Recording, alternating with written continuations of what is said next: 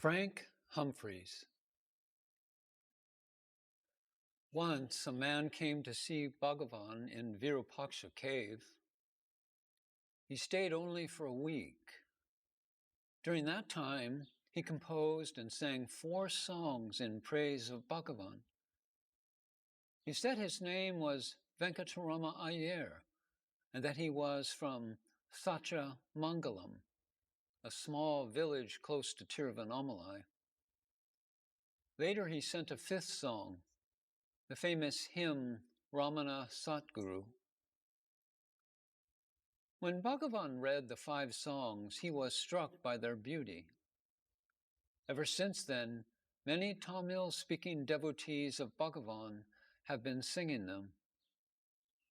Strangely, when some of the old devotees went to the Sacha Mangalam to meet Venkatarama Iyer, nobody in the village knew anything about him.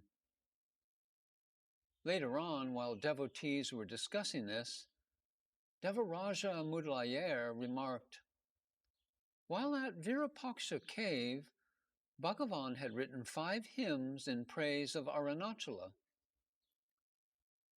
And to this, Muruganar replied, "Father Arunachala wanted to express his gratitude, so he came in a human form as Venkatarama Iyer and sang 5 hymns on Bhagavan." One of the verses in Ramana Satguru proclaims that Bhagavan has hoisted his flag of wisdom to lead billions of beings to liberation. What is a billion? A 1 followed by many zeros. If you remove all the non-existent zeros that the billions of individual egos in reality are, what remains is only the 1. And that 1 is Arunachala. That 1 is Ramana. And that 1 is what every one of us really is. And not all the names we think we are. Bhagavan came to make us remember our original divine nature. No one was excluded from his grace, be it a man, a woman, or a beast. Until now, all his devotees were Hindus. It was time for the teaching to spread across the divide of nations and religions. And spread indeed it did, without disturbing the faith of the thousands who came seeking from all corners of the world. Frank Humphreys was a young British police officer and a Catholic. Transferred from England, he arrived in Bombay, now Mumbai, with a high fever and had to be admitted in a hospital. A psychic possessing occult powers, Humphreys used these powers to get relief from the intense pain he was suffering while in the hospital.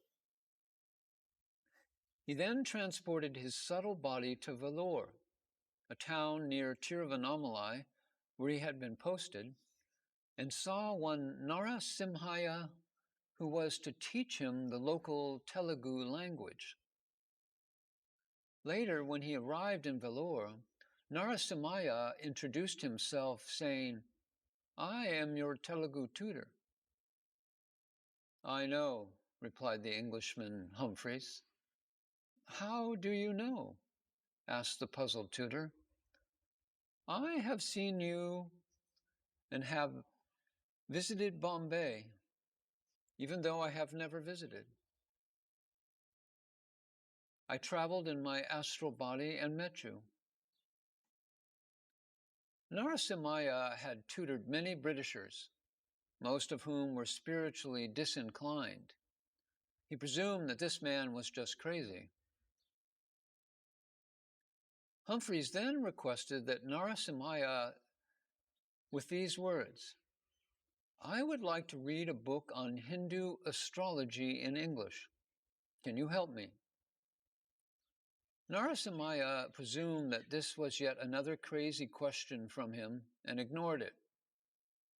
Seeing this, Humphreys continued, "Are there any Mahatmas here?" Of course, Mahatma means great soul, or the true self. This last question startled Narasimha. He wanted to test Humphreys. He left without giving any reply. The next day, he returned with a number of photographs of sages and saints and went to Humphreys' room.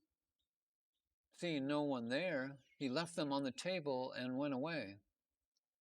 When he came back, Humphreys had returned as well. Taking one photograph from the pile, he asked, "Narasimha, is not this your guru?" He was referring to a photograph of Kavyakantha Ganapati Muni. The Muni was indeed Narasimha's guru. Thrilled, Narasimha concluded that Humphreys was genuine, or there could not have been so many amazing coincidences. And Humphrey later revealed, "Last night your guru came into my dream. He sat next to me in my bed and said something in a language that I could not understand." This convinced Narasimha. Unfortunately, Humphrey soon fell sick again and had to be taken to Uti, a hill station where he stayed for a few months. When he returned, he told Narasimha, "Last night I had a dream. Since you might not believe my verbal description, I am going to draw what I saw." He then drew a hill, a cave on it, a small waterfall beside it, and a sadhu standing there. It was the pictorial depiction of Virupaksha cave and Ramana Maharshi. Narasimha was speechless. "This is my master's master." Completely convinced now about Humphreys, he wanted to take him to Bhagavan. But first he introduced him to Ganapati Muni, his own guru, who was then at Vellore. And Ganapati Muni was surprised to see this Britisher who was just 21 years old and already a superintendent of police. There was a Theosophical Society conference in Tiruvannamalai in which Ganapati Muni was to take part. So the three of them left for Tiruvannamalai. Upon reaching their destination, Humphreys became restless. He wanted to see the saint whom he had seen in his dream. They went to Virupaksha cave and seated themselves in front of Bhagavan.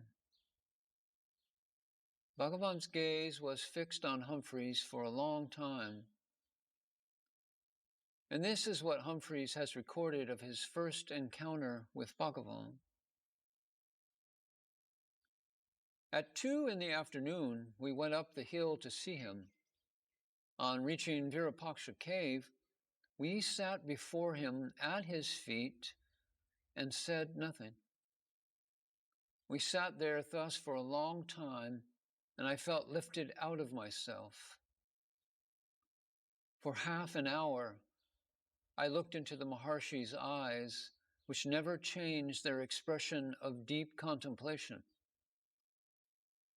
I began to realize somewhat that the body is the temple of the Holy Ghost. I could feel that this master's body was not the man. It was the instrument of God, merely a sitting, motionless corpse from which God was radiating terrifically. My own feelings were indescribable. The Maharshi is a man beyond description in his expression of dignity, gentleness, self-control, and calm strength of conviction. You can imagine nothing more beautiful than his smile. It is strange what a change it makes in one to have been in his presence. This was the young man's first experience of Bhagavan. Later, Ganapati Muni suggested that he put some questions to the master. Humphreys, being very young, enthusiastic, and wanting to serve the world, readily agreed. His first question was, "Master, can I help the world?" And Bhagavan said, "Help yourself, and you will help the world." "But I wish to help the world. Shall I not be helpful?" "Yes, by helping yourself, you help the world. You are in the world. You are the world. You are not different from the world, nor is the world different from you."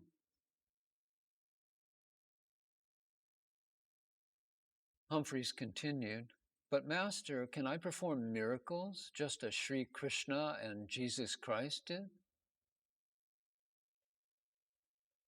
"Did any one of them, when he performed these said miracles, feel that it was he who was performing the miracle?"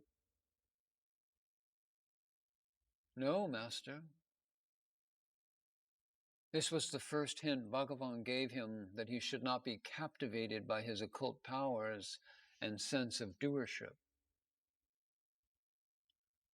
Humphreys was unable to stay for too long in Vellore. He returned whenever he could, often traveling 50 miles under the hot summer sun on his motorcycle. One time when he reached Virupaksha cave, the first thing Bhagavan invariably asked him was, "Have you eaten? Are you not hungry?"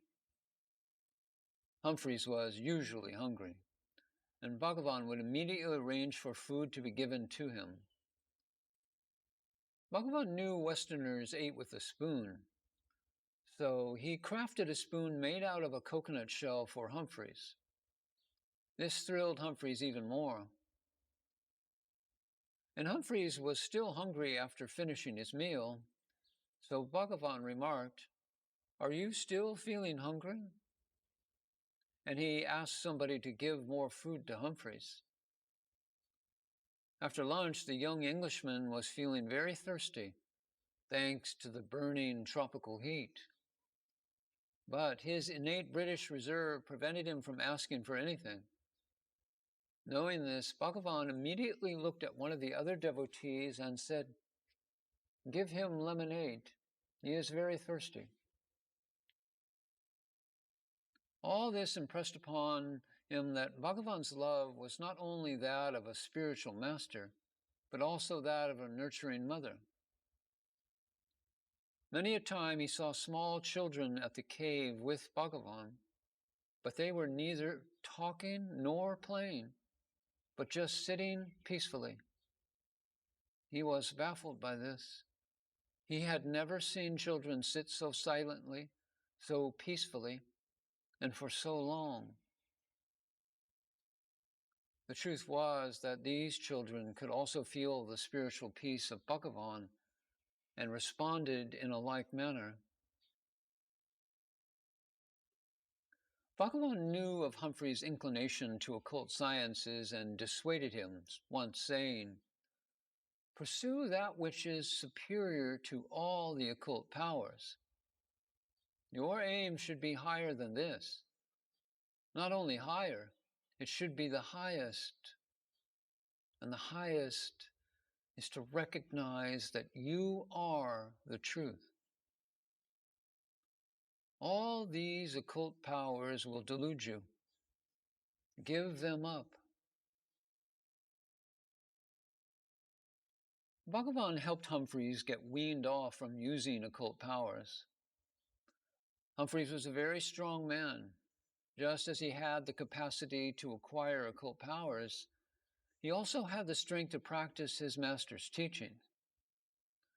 When he relinquished his chosen vocation, the occult sciences, Bhagavan directed him with the teachings of self-inquiry and surrender, and taught him to go within.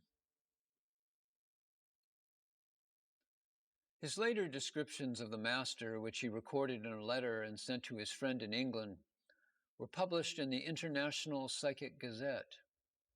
He said, "The phenomena we see are curious and surprising, but the most marvelous thing of all we do not realize, and that is that one and only one illimitable force is responsible for all the phenomena we see and the act of seeing them.